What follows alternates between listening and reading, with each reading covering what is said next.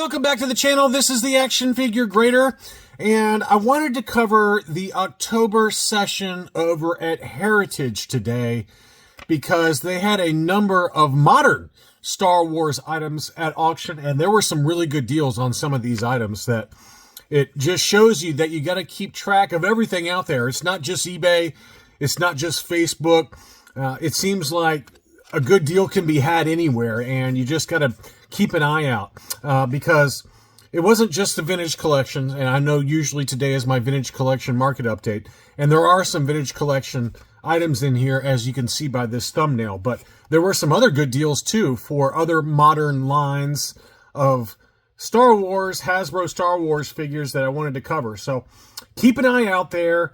It seems like Heritage does an auction about once a month for Star Wars items, and they do have items at auction right now that end next month, including one really nice vintage collection item that we'll show you at the end of this video.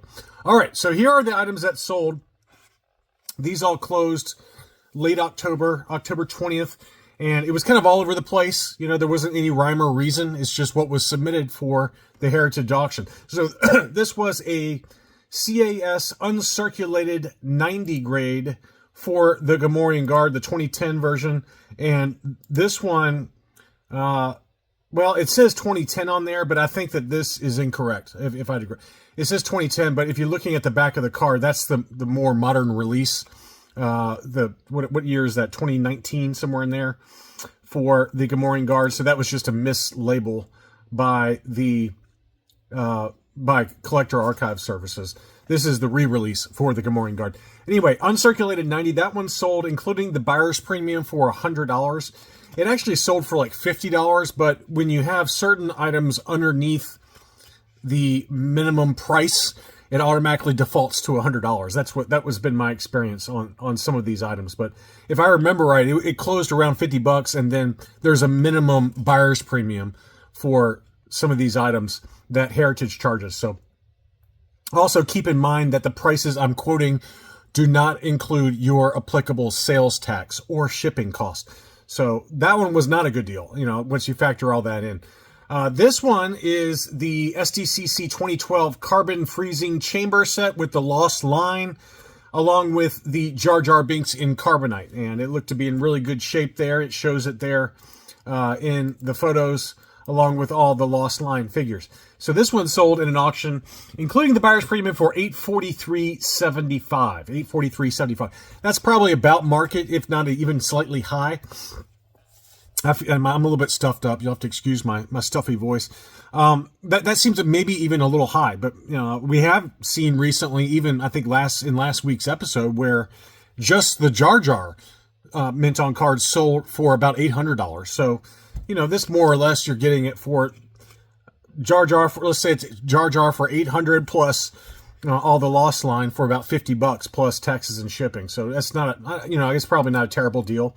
Here's a pretty good deal. This one was a lot of just random vintage collection items. We had the Walmart exclusive Imperial TIE Fighter, the reissue for the Slave One, the original X-Wing fighter, the Carbon Freezing Chamber, and then the Emperor's Throne Room. So a pretty weird assortment of different box sets / play sets / vehicles. And that whole lot sold for $287.50, which is a great deal. I mean, that's a really cheap value for considering that the Slave One's probably $125 minimum. The TIE Fighter's probably $75. The original X-Wing's $100 plus, $150. So that's a pretty good deal at $287.50. I think that was a very fair price. The Smuggler's Run, this was a pretty good price at $450. Seemed to be a really low price relative to even some of the ones we've seen. But again, you got to factor in some of the added expenses, and probably falls pretty close to in line with where it has sold on eBay. It also did include the original Hasbro shipper box. Next up, Jabba's Sail Barge, the Haslab Katana. That one sold for $1937.50, including the buyer's premium. Probably going to be pretty pricey to ship this. Heritage ships very quickly, and they do not overcharge on shipping. Hakes has really come down in price on shipping, and the only item I bought on Heritage it was for a very expensive comic book, and it was like $15. It was really, really reasonable. They shipped fairly quickly, not as quick as Hakes does, but you know, you can probably budget at least $100 more for shipping. But 1937 is kind of right in line with where they've been selling on eBay, if not a little bit low. So pretty decent price there. It also did include the shipper box, as you can see there. So pretty good shape there. On to some other items. We had the reissue of the X-Wing from the Vintage Collection, along with a Target exclusive. I guess that's the Clone Wars packaging. No, Legacy Collection, excuse me, TIE Fighter. We had, you know, it's just a weird mishmash of different items. It looks like he had some 30th anniversary. We had 3 different TIE Fighters, along with the Legacy Collection TIE Fighter from Target. They had 3 different other packaging for the TIE Fighter, one with kind of the 30th anniversary, and then 2 other kind of stranger packaging that I don't remember off the top of my head, and then some comic 2-packs, and more on that in a second. But pretty interesting lot. It's probably just dumping everything all in one lot to get to kind of a minimum price to where it makes sense to sell it on Heritage. But that entire lot sold for $260, $250, which seems like a pretty good deal if you're a TIE Fighter enthusiast, especially. Here is an interesting one. This is the Star Speeder 1000. So this is the original Star Speeder. Obviously, this was just re-released, and we've seen the crazy prices for that item. But this is the original from 2011. The Star Speeder 1000 vehicle playset, a little bit different packaging and things like that. That one sold for $121. The box was obviously a little bit tatty, but I thought that was worth pointing out. Here was a 30th anniversary battle pack and figure lot, along with some vehicles. We had the arena encounter with, you know, Anakin. That was a great scene from Attack of the Clones, and I think it was Attack of the Clones. And then we had, you know, some other kind of battle packs there. The TIE Interceptor, some single carded 30th anniversary, along with the Ralph McQuarrie 30th anniversary concept figures, the Stormtrooper, R2-D2, and C-3PO, and then Luke Skywalker. Those are always in high demand. And then another battle pack, Darth Maul Returns. That's, I guess, from either Clone Wars or from the comics. And then the Droid Factory Capture. So pretty cool lot of different 30th anniversary items. That all sold, all of that together sold for $300. This is a really cool one. This is the ATTE from the Clone Wars packaging. Always one of my favorites. I almost bought this several times. That one sold for $350. And I didn't have these in a particular order, but obviously going back to the 30th anniversary, there were those Target exclusive little round cylindrical boxes with 2 figures inside. I vaguely remember some of those on Blacked Out Ewoks' channel. Another TIE Fighter we had, I can't tell who that is. It's one of the Jedi Starfighter, and then several other battle packs that we know and love. The Clone Attack on Coruscant battle pack, Jedi Training on Dagobah battle pack, and then the Capture of the Tantive 4. I just love the packaging on those 30th anniversary battle packs. It's kind of like 3D, and you know, it's almost like a diorama. I just always thought those were really cool. But anyway, that entire lot sold for $107. So if you're into modern figures, Mando number 5 comes to mind. Keith Guppy over on YouTube. You know, he's got one of the best collections of different modern Star Wars lines out there, and these kind of auctions would be right up his alley, although he probably has every one of them. Next up was the Star Wars Trilogy Collection lot of 5. This included the Trilogy Collection Millennium Falcon, the Bespin Gantry scene, which that's the first time I've ever seen that. No, I'm sorry, that's not the Bespin Gantry. That's a tie. It's Vader's tie along with Luke's X-wing, or a TIE Fighter pilot with a standard tie, and then an X-wing pilot. It doesn't look like Luke. Maybe it is. Yeah, it's got to be Luke because it's got the R2-D2. I mean, that's the first time I've ever seen that Trilogy Collection, so you have to bear with me. At first blush, that faraway shot, it looked like the Bespin Gantry to me. And then we had the Sandcrawler, which is another one that you don't see very often. Previews exclusive Trilogy Collection Sandcrawler. How cool is that? And then 2 Trilogy Collection single carded figures of C-3PO and Boba Fett. My brain is working half speed today, if you couldn't tell. This lot did sell for $387.50, but especially that 2-pack of the TIE Fighter and X-Wing and the Sandcrawler. I've never seen those before. That's very, very cool to see those.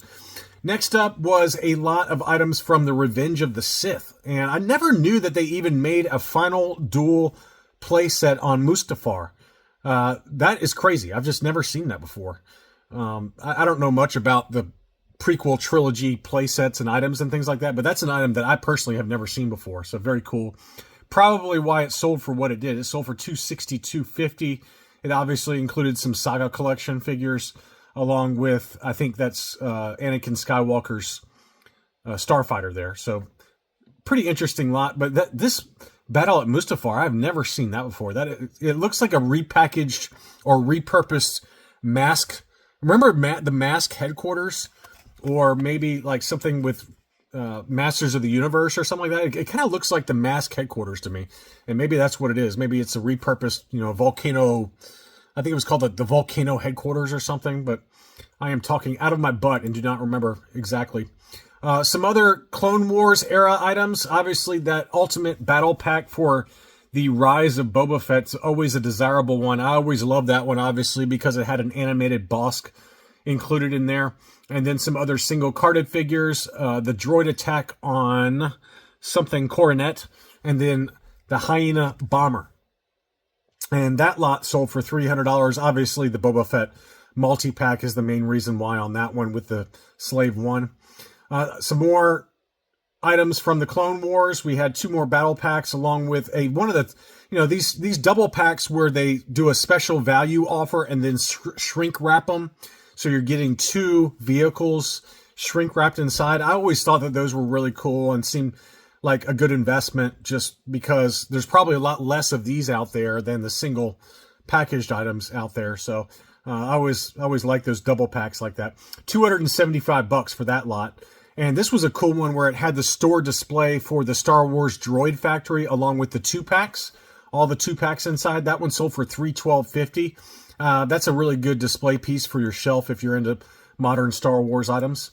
On to the comic 2 packs. I used to love these and collect these. I don't have them anymore, but this was a lot of 6 from the Dark Horse Comics 2 packs. That lot sold for $375. This was an interesting one with Baron Soontir Feel. I'm sure I'm mispronouncing his name. The Delia Blue, along with Darth Nihil. Those were this particular pack on the right-hand side was one that was always very desirable. And that lot sold for $204.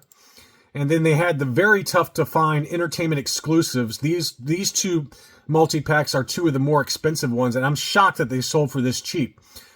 This pack on the left, the Montross and Mariel multi-pack, that is always one that has been very, very desirable from the Entertainment Earth exclusives. And that used to go for like $600 plus by itself. Anyway, this lot of 2 sold for $350, which seems like a bargain of a deal relative to what this used to go for. Good deal there. And another one that's always very expensive is the Clone Trooper, along with the Clone Trooper Commander with the camo Kashyyyk kind of motif. This is another one that used to be like $650 very easily. This one sold for $412.50. I'm surprised that this one sold for more than what this Entertainment Earth exclusive with the 2 Mandalorians inside sold for. This one typically has always gone for more than this one, although this one was pretty close, but that one, in this case, that one went for $412.50. And then finally, I wanted to show you one that is at auction right now. This one has 20 days left as of the making of this video. And so if you're into the SDCC Revenge of the Jedi Death Star box set, this one is at auction along with a number of vintage Kenner and Palatoy items that are at auction right now on Heritage. And I haven't done like a preview video for it.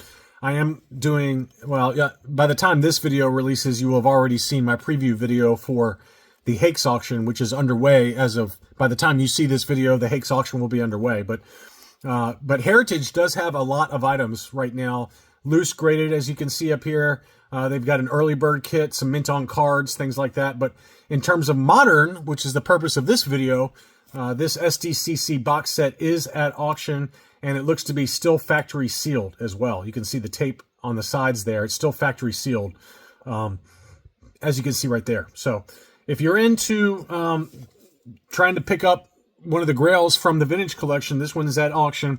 Right now, the current bid is $450 after the buyer's premium. So you see the current bid $360.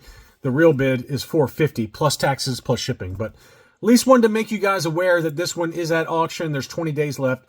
The auction, I think, ends 11/14, so November 14th. Anyway, just wanted to kind of show you some recent sales from the Heritage October auction session. I hope you enjoyed this look at the vintage collection, 30th anniversary, Clone Wars, and everything else. Please leave me a like if you enjoyed the video, and I'll be back soon.